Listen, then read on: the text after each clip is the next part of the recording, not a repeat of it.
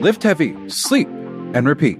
We call that our life cycle, made a shirt about it, and it rings true with who we are as a podcast and a group.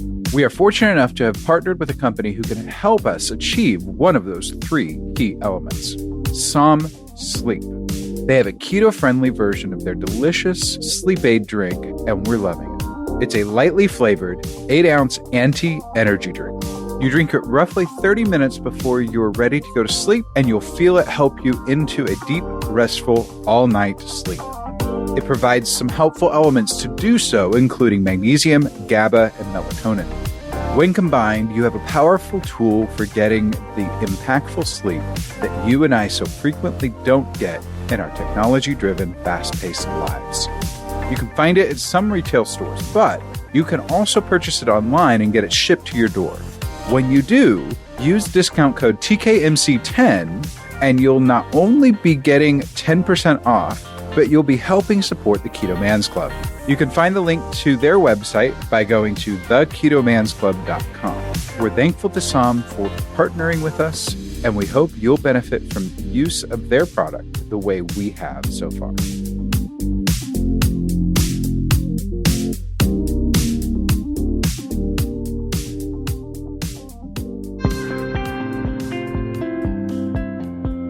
Hello and welcome to the Keto Man's Club podcast.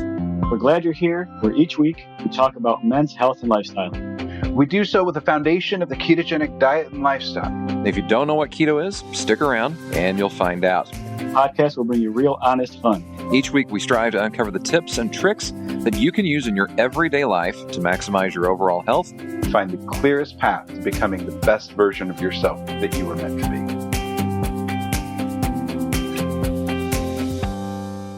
Hello and welcome to this week's episode of the Keto Man's Club podcast. My name is Chris. I'm one of your hosts, and this week I'm joined by Jim and... Oh, wait. He's gone He's again. not here. Nope. He is probably polishing his gas grill or a gas grill. See, I mean, that's an Indiana thing. His smoker, his grill, whatever the case may be. But all the best to Berto this week. I think he's got some family stuff, doesn't he? Yes. Family, and then like tomorrow they leave for Chicago. So it's like... You know, it would be a bad night to try to do that because there's all sorts of things that they have to do to pack up 3 kids and mother-in-law and everything else. So yeah, it's going to be they've had a busy day today, and so we miss Berto, but we'll be all good. We will. So we're really excited about today's guest, and we've got him on the line, and so we don't want to hold him up too much. So let's handle some club business real quickly, and then we'll dive in pretty quickly. No need to do too much catch up right now. Just a reminder to our subscribers or to our listeners, please make sure that if you find value in today's episode, that you share the podcast. You can do so really simply now, just by going to theketomansclub.com. It's now a full-fledged website that has the podcast embedded in it. You've got links to all of our stuff there. It's really a big upgrade for us. So we're really excited to have that now set up and going. So theketomansclub.com, you can share that directly and people will get straight to the website, to our YouTube channel, all that stuff. Theketomansclub.com, all of our social media links there are there. All of our just everything is right there at the website, which is really great. We do have merch. We do have merch available all the time. And again, the link is there available on the website, theketomansclub.com. Any other club business to attend to, Jim, before we dive in? Well over 1,000 members in the our 101 group, and it just continues to grow. 20-25 guys a week coming in, learning about keto and everything like that. So grateful for all of you that are finding the Keto Man or the Keto 101 Man's Club on Facebook. Again, all of that's linked up on our website, as Chris mentioned, and holding strong in the big boy group as well, 3,600 members. So things are good. Definitely seen some guys who have had a little bit of feels like hard knocks in the last week or two, different things that have been struggles and whatnot. And I'm kind of looking forward to Dennis sharing his story here in a couple of minutes, because it's nice to know that there's been this spot where guys can talk about things like that and whatnot. So just know it's a good place to be. And all you got to do is be a guy and come and join us. So, Yep, absolutely. yeah. So we don't want to delay our guest any further as best as we can.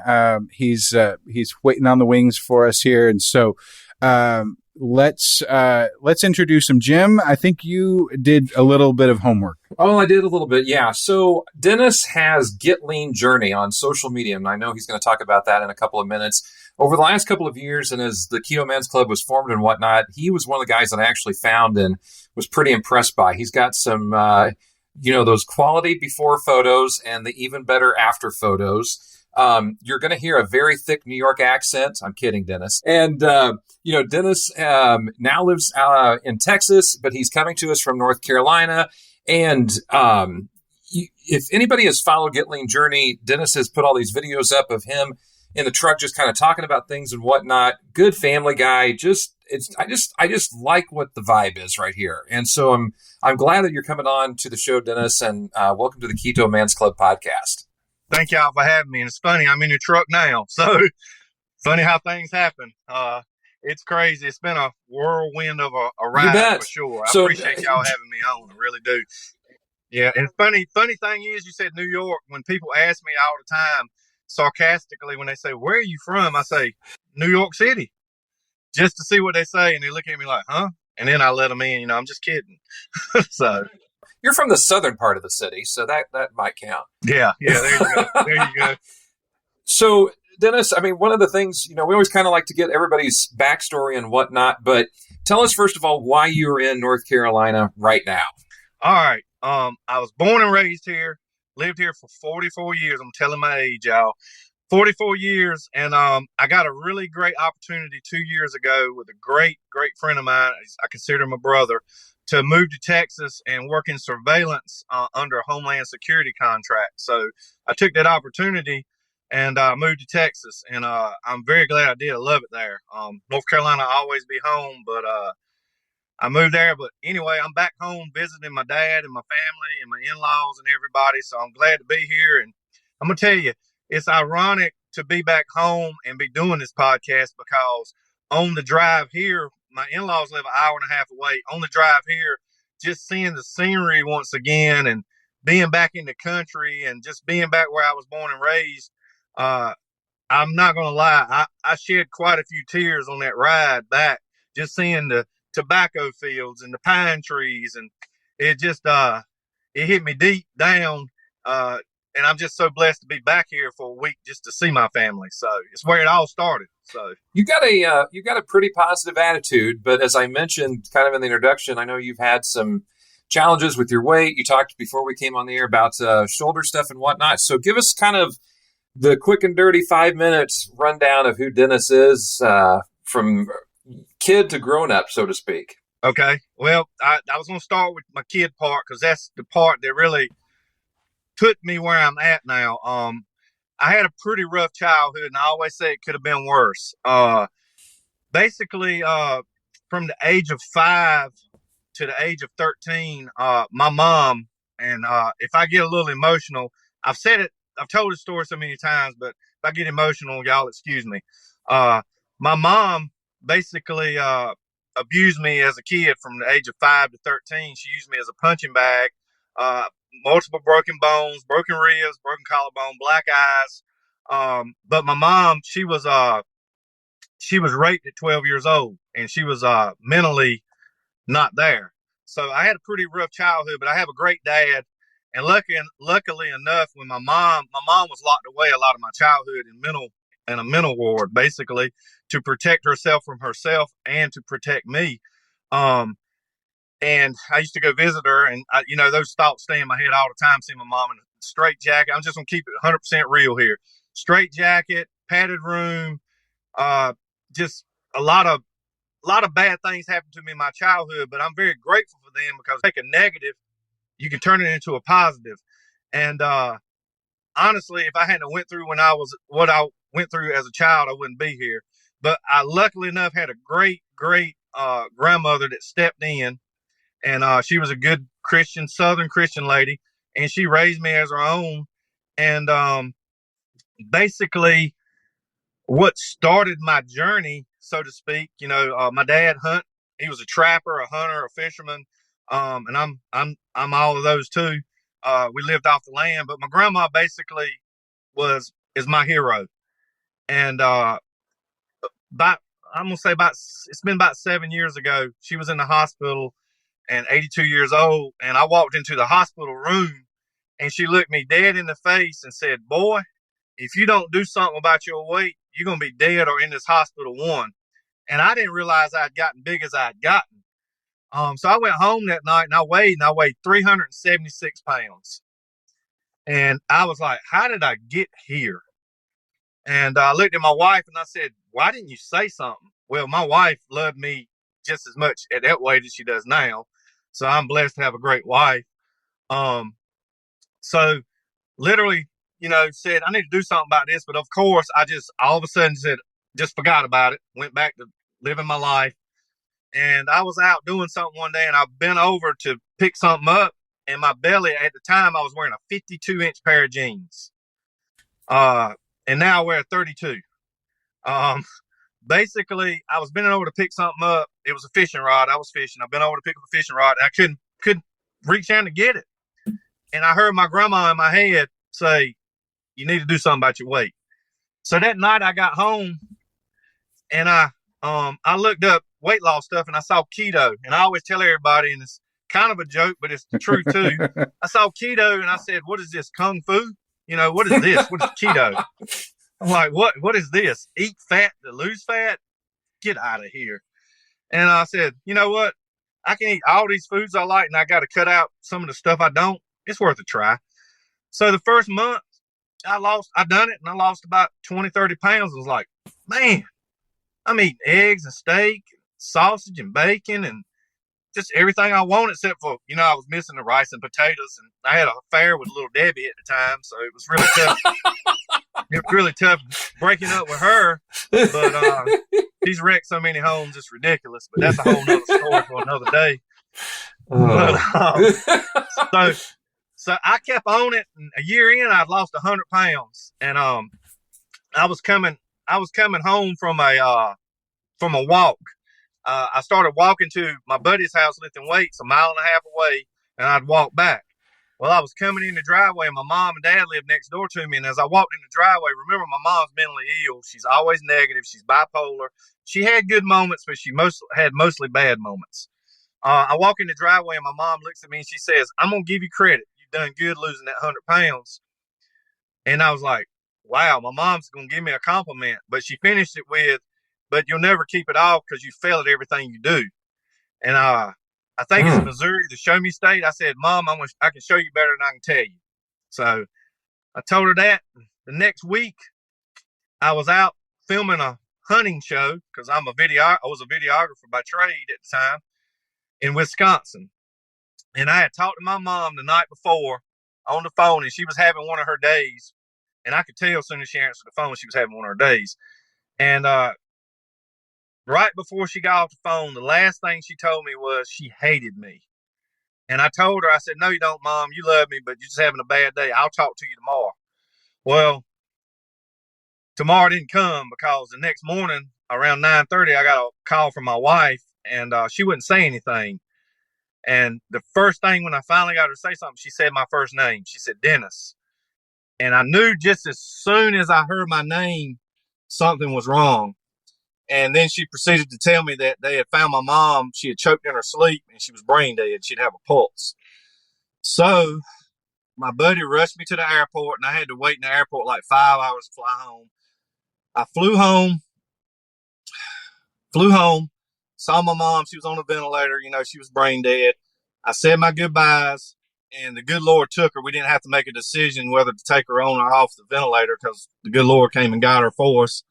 And, I immediately went into a deep depression, and I consider myself a Christian, but I shut out my wife. I shut out my kids. I shut out all my friends, my family. I gave up on life.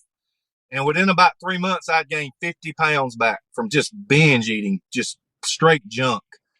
And I'd give up. And I sat on the edge of my bed a couple mornings with my shotgun unloaded and practiced pulling that trigger up against my head because I was at the end of my rope. And I I'll never forget. One morning I was getting out of bed and I heard my mom in my head say, "I told you you'd never keep that weight off." And it lit a fire under me. So I went for a walk, and here I am, roughly 4.5, 5, well, no, actually 5.5, 6 years later, down 180 pounds at 46 years old, pretty much in the best shape of my life. And if I hadn't went through all that, I honestly don't think I'd be where I'm at right now. So that's kind of my story of where I'm at. There's been a lot of stuff in between that. But that's how I started my journey, and that's where I'm at the moment. So you got a lot to unpack, brother. And number one, I think Chris and I would both say thank you for being honest, because that's a thing that can be very tough for a lot of guys. And you're just being open and honest about your mom's struggles and your interactions and everything. I mean, 375, that's a big guy. Were you a big kid? No, not really. I was very active. I was very athletic. I played basketball. That was my thing. I'm 6'1", and I'm the shortest person on my dad's side of the family. All my dad's 6'4", and all my cousins are 6'6" to 6'9". But I played basketball with him growing up, and it made me a really good player playing against such bigger guys. And that was my thing. I loved basketball, hunting and fishing and basketball. And, but the sad thing was I ended up blowing out both my knees, and knee surgery, excess weight, knee surgery, excess weight, until the point where I was overweight. Then I met my wife and got in that happy married life zone where you're like, I'm married now. I don't have to look a certain way. Hey, and and me and her, and she follows my lead. If I want to eat bad, she's going to eat bad. So basically I got up to 376 pounds between knee surgeries and just getting comfortable being married and just thinking, okay, whatever. But man, keto saved my life without a doubt. It's saved so many people's lives that I know. I've helped people reverse their blood pressure, their type 2 diabetes medicine, come off everything. And it's just been a blessing to be able to help so many people, because I've done keto so many ways, and you can do it wrong or you can do it right. I try not to judge people, but I started off doing dirty keto, and yes, I lost weight, but it got to a point where I was like, I wanted more. So I had to adjust. And, I learned as I went, and I researched and I listened to people in our group, and just try to soak up everything I can. And some things that work for me may not work for you, but all in all, keto is probably one of the best tools out there. I tell people all the time, if you're doing something that's not keto and it's working, just keep going with it.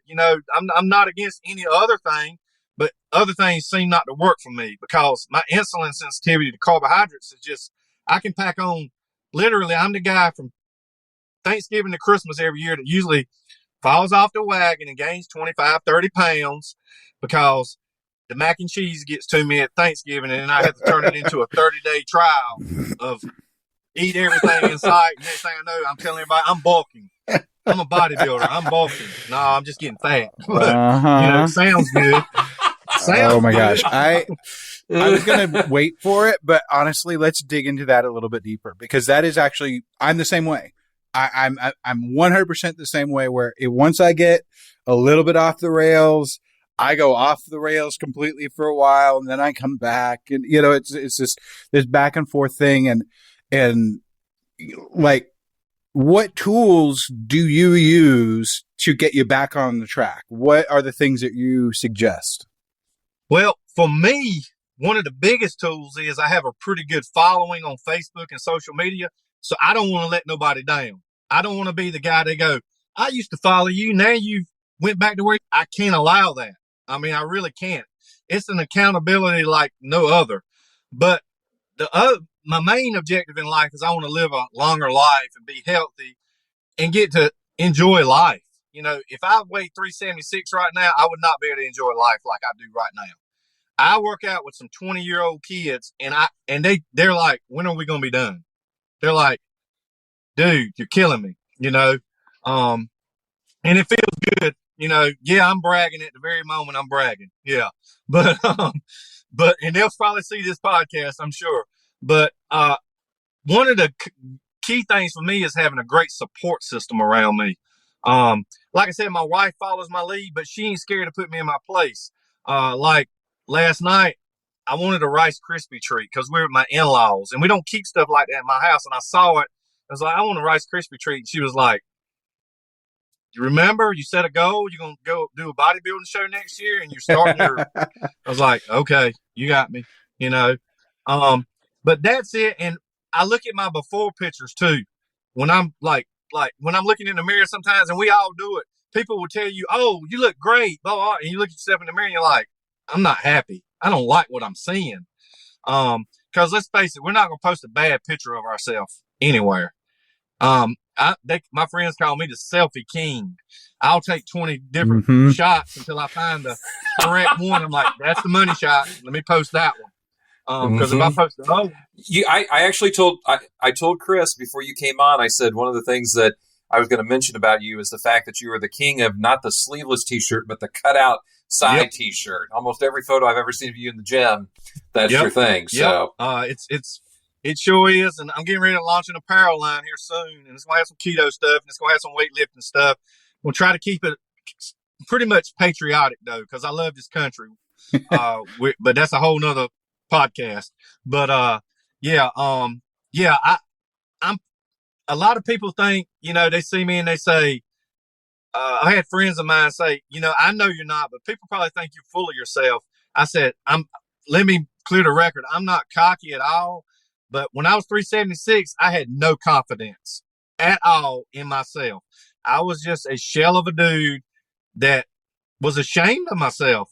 And now I have a lot of confidence, which is a good thing, because now with confidence, it draws me to people and it really lets me help people. Whereas before, I'd never walk up to someone randomly in the gym or somewhere and say, hey, you're doing a great job. I'm proud of you. Like the other day I was in the gym, some lady'd been in there killing it. And I walked by her and I was like, fist bump, you're doing a great job. 6 years ago, you wouldn't have seen me in a gym, much less telling somebody good job, So it really helps your self-esteem, because when I was 376 compared to where I'm at now, people treated me so different.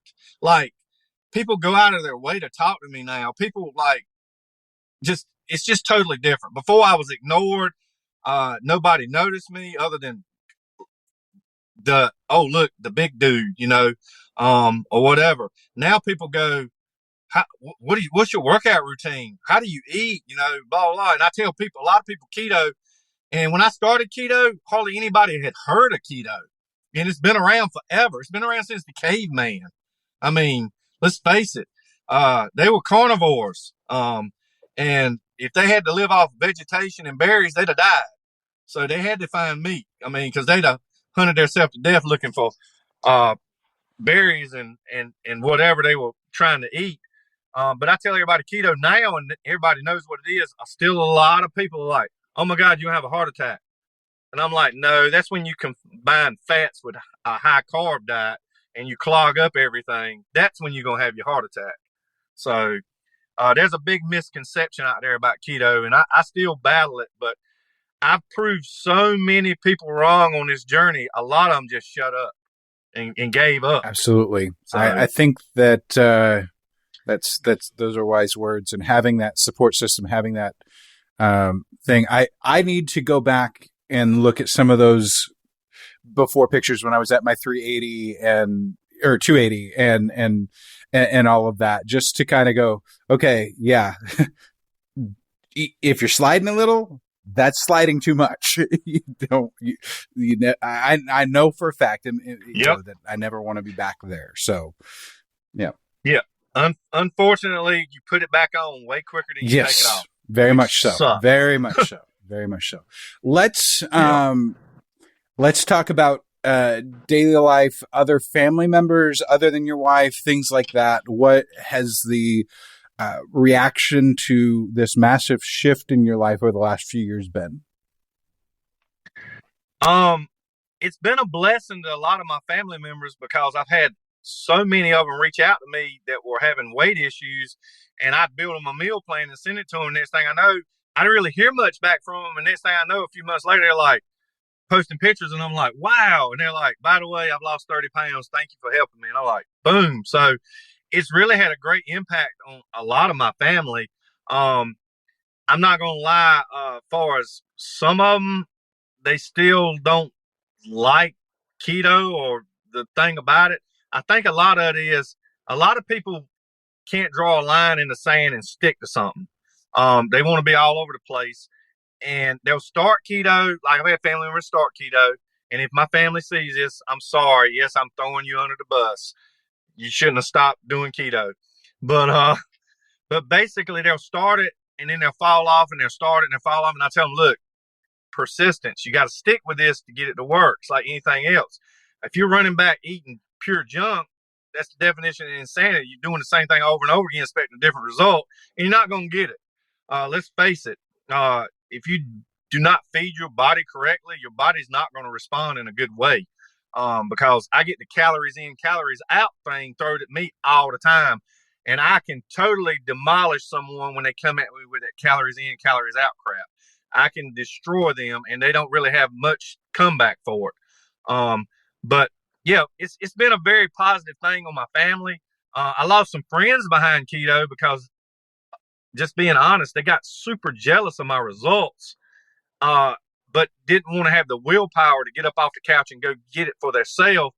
So they constantly bashed me and said, that's not sustainable. You can't eat like that the rest of your life. And I'm like, excuse my phone. I'm like, what do you mean I can't have meat and green vegetables the rest of my life? I think I can live like that the rest of my life. It's not too hard, you know. People have the misconception you're eating lard and bacon grease and eating blocks of cream cheese and this and that. And some people do, but I'm just not that guy. I keep it relatively simple, and that's the thing I preach to my family. You know, it's not rocket science. So I'd say it's had a really good impact on my family because they see through me, hey, you can achieve anything you put your mind to it. So let's talk about the calories in, calories out, and the macro thing. Because when you were starting this 5, 6, 7 years ago or whatever, how did you figure out what your macros need to be? We've got a group of 3,000-4,000 guys between the two, plus on Instagram and everything like that. And that is one of the most common questions is, you know, where do I start? Yeah. Steak and eggs, blah, blah, blah. But then they're like, what are the macros? What do I need to do? So how did you dial into your numbers? All right. Well, I will straight up tell y'all, like on anything, you can overeat on any kind of eating style. Keto, paleo, whatever. You can eat too much. And I see a lot of people on keto, like, I'm not losing weight. And I say, send me what you're eating. Or the best thing is, send me your macros. What's that? And I'm like, so you're not tracking what you're eating? No. I said, well, you can get away with that to begin with, but when you get down to that fine-tune zone where you're going from, all right, I've lost weight to, hey, I'm starting to see muscle definition and I'm starting to get ripped, then you got to tune in to your body and see what you need there. And I'll be honest with you, the way I done it was the hard way. One summer, we had sticky notes all over the house. Basically, what I done was I'd eat 1 week at a certain macro count, like let's say 157 grams of fat. I'm just throwing numbers out there. 157 grams of fat, 135 grams of protein, and 20 carbs. And I'd see how my body reacted, and then I'd slowly adjust until I found my sweet spot. There are calculators out there online, keto calculators that you can get. But I've noticed a lot of people, and I'm not trying to tell anybody how to do keto, but I've noticed a lot of people are scared of protein on keto. They're scared they're going to get too much protein. It's going to turn into glycogen and spike their insulin. What is it called? Glyconeogenesis. Yep, that's it. I've learned, yes, I've had some things spike my insulin a little more because I had a blood monitor and I used to, track all that. But protein is not an enemy. Fat's not an enemy. Carbs not even an enemy if you're getting the right kind of carbs. like the green, good fibrous carbs. So basically what I done, to answer your question in a nutshell, I played with it over a whole summer, noting, and I found my sweet spot. It changes though as my body leans out, this and that, or I put on more muscle. It changes, and I have to go back and forth. And I know my body so well, but usually, I know a lot of people say, you don't need an exorbitant amount of fat, and I explain to people like this, and I've come to find this to be true in probably 90% of my clients that I've helped, is that fat is a really good key to this, as long as you're getting the right kind of fats. I'm not talking about eating bacon grease and pork rinds. I'm talking about avocados and good oils and good cuts of fish and steak and whatnot, those good fats. If my fats get too low, I stall out really bad, because personally, I don't know if this is scientifically proven, but the way I feel about it is, you can only use carbs or fat as your fuel source. Protein, unless it's broke down, will not be used as a fuel source. Well, I found that if you get the right amount of fats in, your body will keep trucking. But if you reduce them too far down, your body's going to get confused. It's going to say, hey, you cut all my carbs out. We were using fat as fuel. You've leaned down some. You don't have as much fat on your body. And your body's going to be like, all right, I'm going to stall out because you're limiting my fats now. And I'm not getting any carbs. I can't use this protein.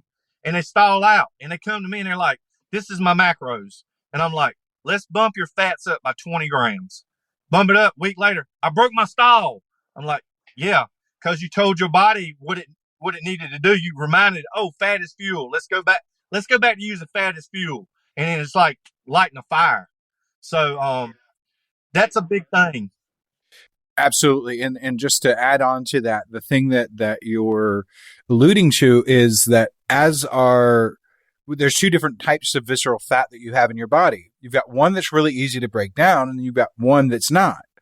That one that's harder to break down, that one, it's just going to take however long it's going to take. It's going to age out. Most fat only stays in your body for 5 years is roughly. And so some of us may just end up having to wait 5 years to get rid of it. It may take that long for it to break down and leave our bodies.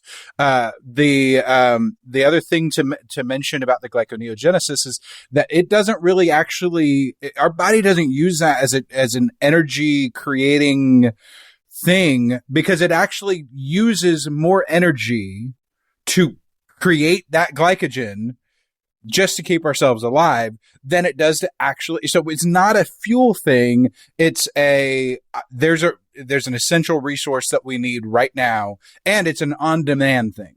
It's not, oh, I'm going to eat 300 grams of protein today, and it's, half of it's going to turn into carbs. Doesn't work that way at all. Nope. That's what I try to tell people. And I'm not going to sit here and lie. I preached that for a little while and did a lot of research, because I was one of those people for probably a 2 or 3 month period. Don't take too much protein. This was my learning phase. And we've all been there, because you hear so many things back and forth about keto, and that's the big thing. It confuses people, and they get scared and they just quit. They're like, that's what I tell people, keep it simple. They're like, the stick I'm peeing on is not coloring right. I said, if you're eating the right foods and you're tracking your stuff, don't worry about that stick.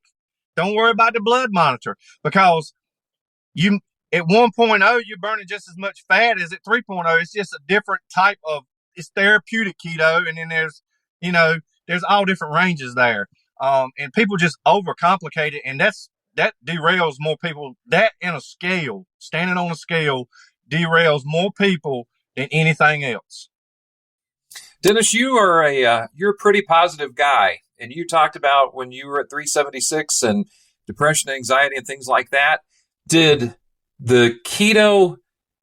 Was the keto responsible for that, or did that come because you lost the weight? You know what I'm trying to say? Do you think it came from what you were eating and everything, or was it once you started gaining that confidence, things started improving mentally? Well, I'm going to be open and honest. I still battle depression a lot. Because I have a lot of PTSD from my childhood. I have night terrors of my mom. But yeah, it improved it tremendously. I'm not going to sit here and lie and say, I never have depression. I still have battles with depression quite a bit. And sometimes it gets the very best of me. And uh, uh, I'm trying to figure out how to put this without being, well, let's just say this. I had a bout with depression exactly a year ago. And this is the first time I've ever admitted this on any video, anywhere. Y'all gonna get the exclusive to this, and it's nothing I'm proud of. But if someone can see what I'm getting ready to say, it may save someone's life. Roughly a year ago, and this is kind of off base, but why I got it in my head, I wanted to. It's about depression. About a year ago, my dad was diagnosed with cancer, and they said that he probably wasn't going to survive it. And my dad has always been like my best friend. Between that and my daughter has a very bad drug addiction, and I've battled with her trying to get her help. And I'm gonna just tell you, it felt like the weight of the world was on my shoulders, along with some self-inflicted stuff for myself, just being a dumb guy, so to speak, if we're going to keep it real here. Basically, depression drove me to the point last year at this very time I was back in North Carolina. And I was at the point of ready to, I gave up. I was like, I'm losing my dad. My daughter gave me a heart attack. My anxiety's through the roof. Me and my wife were having problems at the time. It was because I wasn't putting as much into my marriage as I was my fitness journey. I've learned now I have to apply, just like I apply to keto and going to the gym, I had to apply it to my marriage. Or I wouldn't have a marriage, because I got an awesome wife, and she has stood by me through stuff that nobody else would stand by me through. But let's just say a year ago at this very time, probably 4 miles from here, I drove down a dirt path, and I took a 9mm out of this center console right here, and I stuck it to my head, and I popped that safety, and I squeezed that trigger, and that gun went click. And I felt a shiver go through my body like I'd never felt, because when I pulled up to do that, I knew if I didn't do it immediately, I was going to chicken out. Well, little did I know we were staying at my in-laws, and my nephew was there, and my wife had unloaded that gun the night before because he was in the house. So I thought that gun was loaded. God used her to save my life. And when that click went off, it changed me forever. Yes, I still battle depression, but I know that's not an out for me anymore. I was put here for a greater purpose, and that's to help people and show them that you can overcome. Because I was almost not here, but I know God had a bigger plan for me. And that's the first time I've ever told that story. Only a select few people know that story. Now everybody will, and I'm not ashamed of it. I just want to let everybody know you're not alone. If you're dealing with depression, anxiety, if you've been through hell and back, you're not by yourself. I still have depression. I had depression on the drive here. I got to thinking about coming home, my grandma, and I had some tears, and my wife knows now when she sees me, she just pats me on my shoulder, and she's like, you're going to be okay. And a couple hours later, I'm fine. But the thing with depression is you got to remember, as long as you're having more good days than bad, you're winning the battle. That's what you got to remember. And thank y'all for letting me be candid like that. That was something I wanted to talk about, but wasn't sure if I'd ever get to the point of being able to talk about it. So I got that out of the way. So I appreciate it. I appreciate the honesty yet again.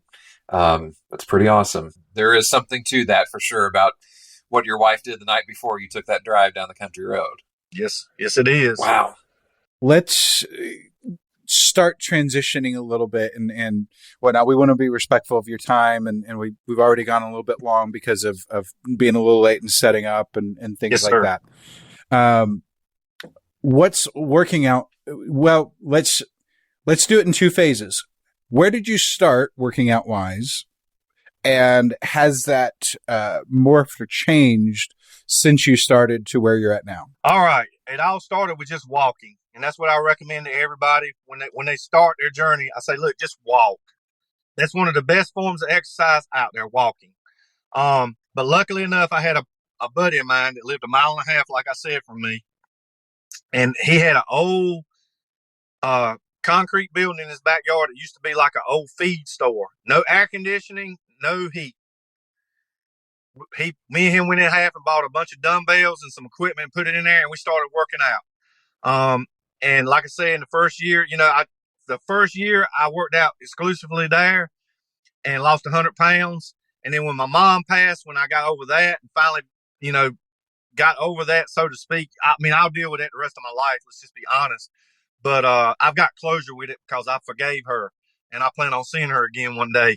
But I transitioned into a Planet Fitness with some of my friends that kept bugging me, man, come work out with us. I transitioned to that because I was scared to get around people.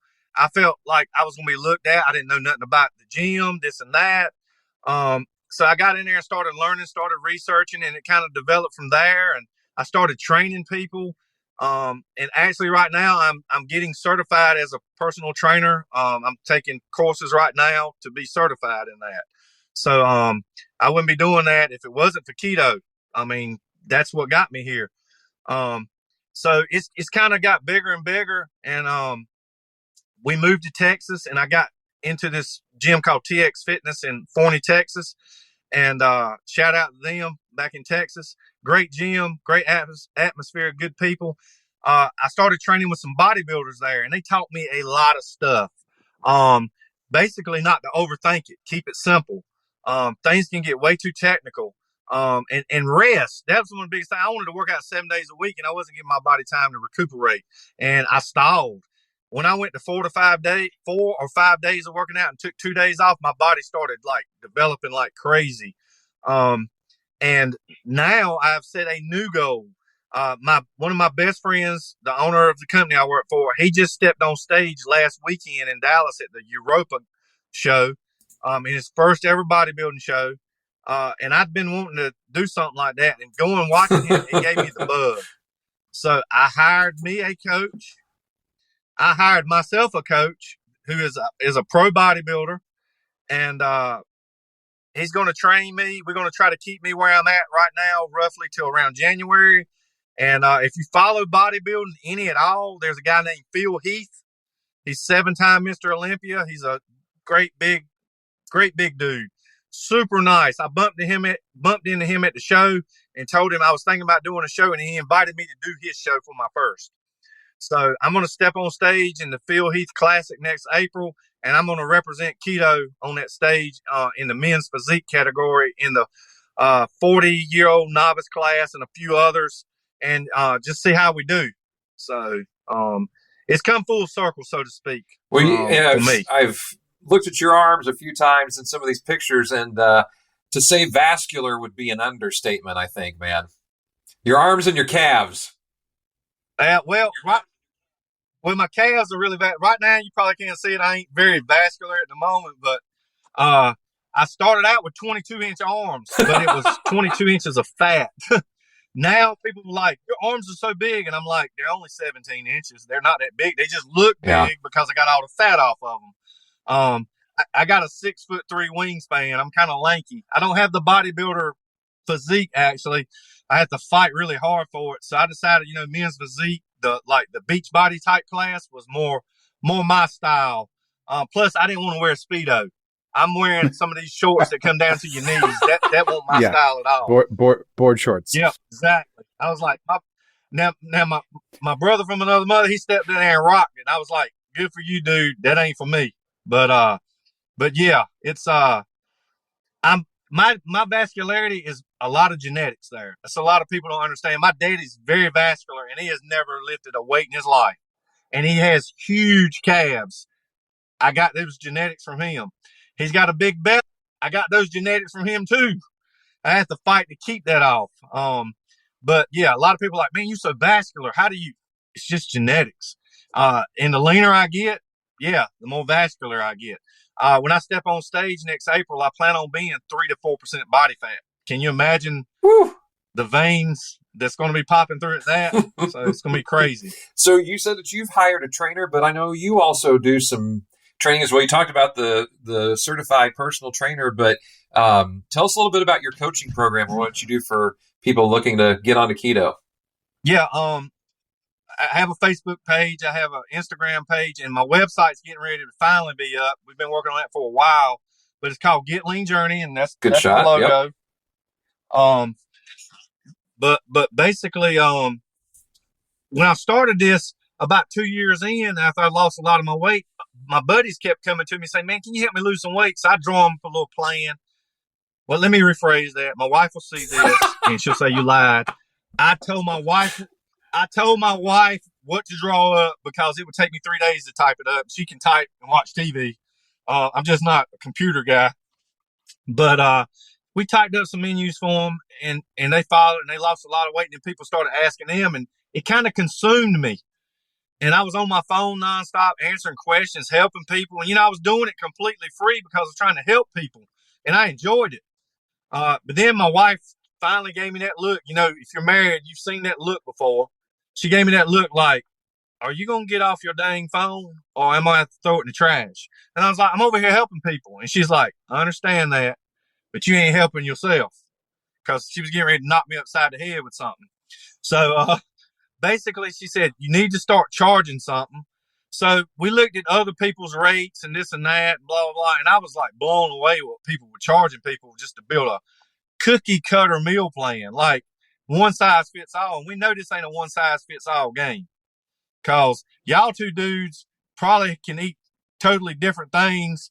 Just like, all three of us, we can follow a different regimen and lose weight, and it works, or it may not work. So part of those sticky notes I was talking about earlier, we formulated a bunch of recipes with all the macros and broke down and everything, because my wife's an excellent cook. So we converted a lot of her family recipes into keto recipes. And so I started, taking on some people, and basically, what I do is I send them a Google form questionnaire, and it has all the foods you can eat, and they go in there. As long as they're not too picky, I can build a menu for what they like to eat. And to this date, the last time I checked, it's been about 2 or 3 months since I've done the calculations, and I've got clients all over the world, like Australia, New Zealand, England, Canada, like you name it. I probably, other than like Japan or somewhere like that, it's the only place I can say I probably never built a meal plan for. But my clients have lost a little over 21,000 pounds in the last 4 years doing keto.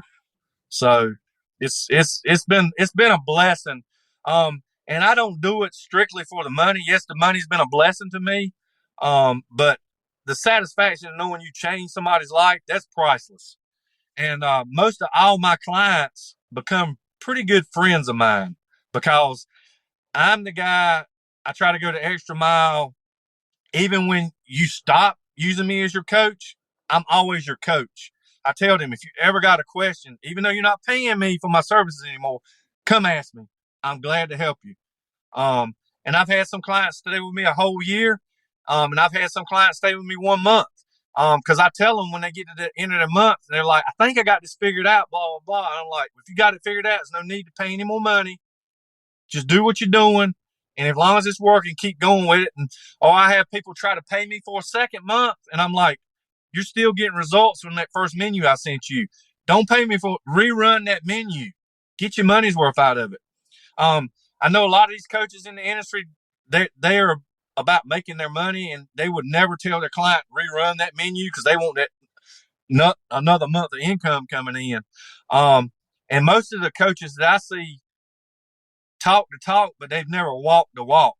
A lot of these coaches are genetically blessed. They've always been lean. They can eat whatever they want behind the scenes and stay lean, but they don't tell their clients that. They're preaching this, but they're doing that. And I've been there, I know. So if somebody has been there and they've walked that walk and been obese and turned their life around, then, I'm glad to help them. And I turn people away all the time because I can tell if they want it or not. And I don't want to just take somebody's money. I don't want to take someone's $100 and say, hey, I built your meal plan. It's on you.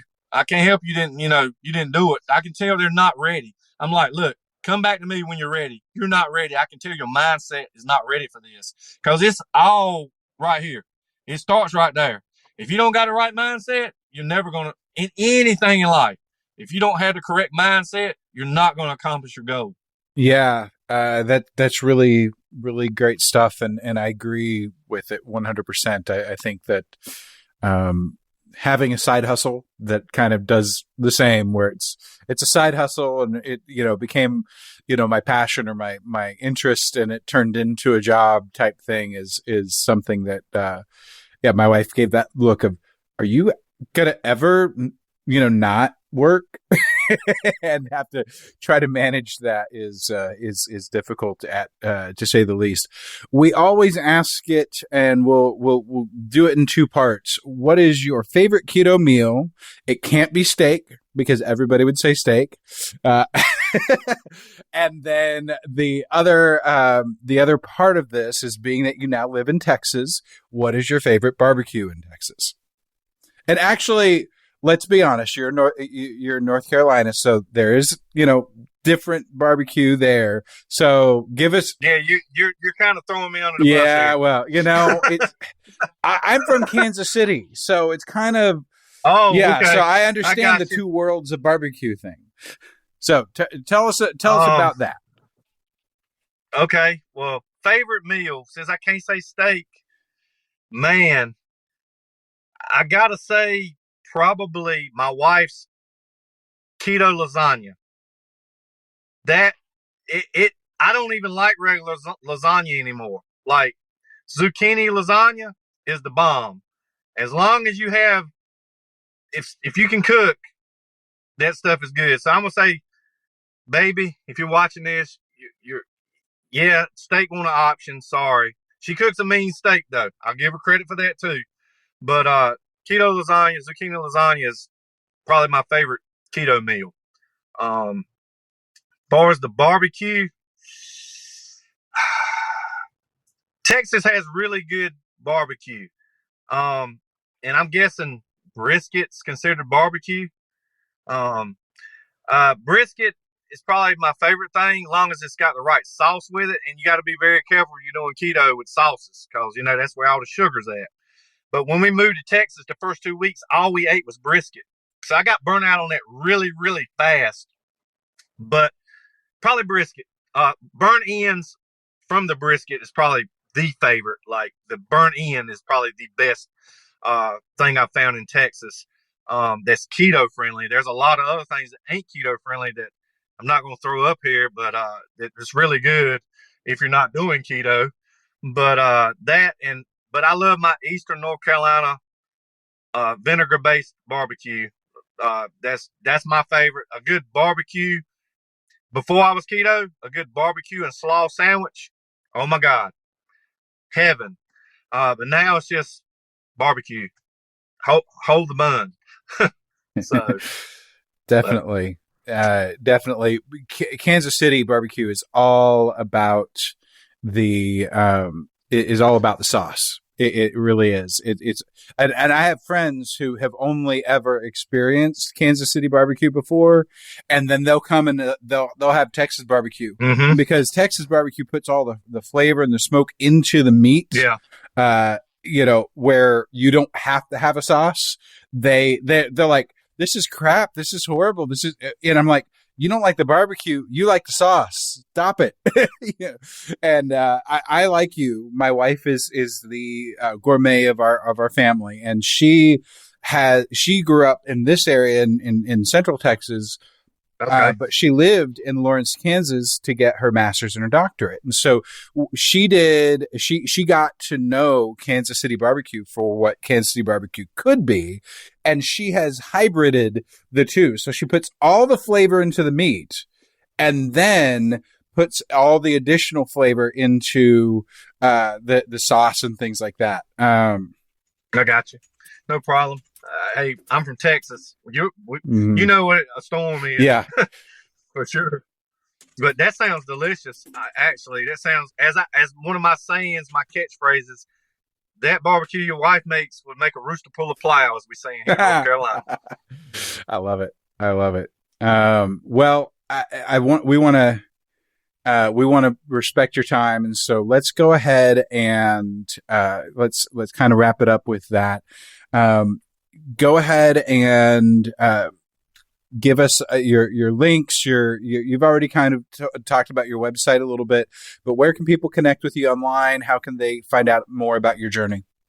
The best place to go is to my Facebook page, Get Lean Journey, or Instagram. I tend to reach out to people quicker on Facebook than Instagram, but either Instagram or Facebook, it's just Get Lean Journey, and that's where you can find me. My website will be up soon. It'll be under Get Lean Journey also. I have a TikTok, but it's not so much keto, so I just leave that alone. But yeah, those two places are the best two places to find me, and I love our group. So that's a great place to find me too. You know, I don't post as much as I used to because life's so hectic. I just don't have as much time now. But hey, it is what it is. That's life. So you got to deal with it. Absolutely. I took the Facebook app off my phone a little while back because I was spending so much time. And honestly, I would do the same with Instagram in about 30 seconds if they would have better integration where I could hand off my existing conversations in the messaging side of Instagram into the Messenger app and just kind of continue them there. If that final piece would mesh it together, and I would uninstall that as well because I don't need it. Social media has taken over. I spend way too much time on my phone, and my wife lets me know it all the time. Mm-hmm. Like she said, "You're on your phone again. You're on your phone again." So anytime I see her on her phone, I'm like, "You're on your phone." I try to point it out, but I'm guilty as charged, so I can't say anything. Yeah, absolutely. Okay, well, we really do appreciate you coming on and joining us and sharing your story and being so very real. That's it means a lot to us. It means a lot to us to get that. That's what we're here for, is to get men's stories. Just a quick reminder to our listeners that you can find out all of our links. The podcast itself is available at theketomansclub.com. So make sure to check that out. Follow Dennis and all of his stuff that he's doing.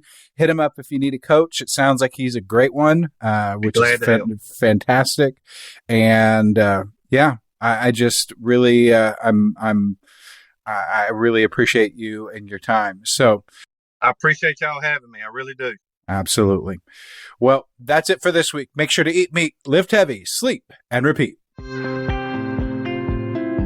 Thank you for joining us for the Keto Man's Club podcast. Your support means the world to us. Don't forget to subscribe so you don't miss an episode. Would you help us spread the word about the Keto Man's Club by sharing with your friends and family? We're available on all podcast platforms, so just search for Keto Man's Club and you'll find us. If you would like to connect with us, you can do so a number of ways. Our web address leads to our Facebook group, theketomansclub.com.